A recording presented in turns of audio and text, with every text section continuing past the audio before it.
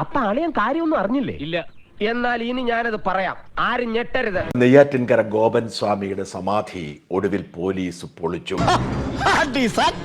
കണ്ടറിയണം കോശി, നിനക്കെന്താ സംഭവിക്കാതെ? ഉപദേശം കൊള്ളാം വർമ്മ സാറേ, പക്ഷെ ചെറിയൊരു പ്രശ്നമുണ്ട്. നെയ്യാറ്റിൻകര ഗോപൻ സ്വാമിയുടേത് സ്വാഭാവിക മരണം എന്ന പ്രാഥമിക നിഗമനമാണ് പോസ്റ്റ്മോർട്ടത്തിന് ശേഷം വരുന്നത്.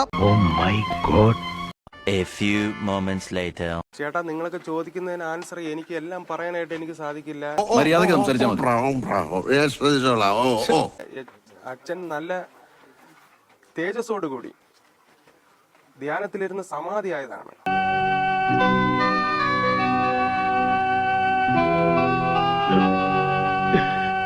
ആ സമാധിയെ ഇപ്പോ ഒരു എന്താ പറയാ, ഒരു വികൃത രൂപത്തിലാക്കിയെടുത്ത്. നീ ഇമോഷണൽ ആവരുത്.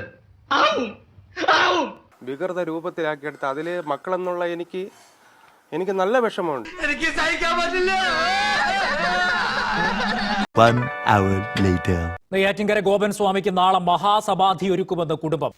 തൃപ്തിയായി സാറേ, എനിക്ക് സന്തോഷായി. അടിപൊളി. എന്നാ ഇറങ്ങട്ടെ.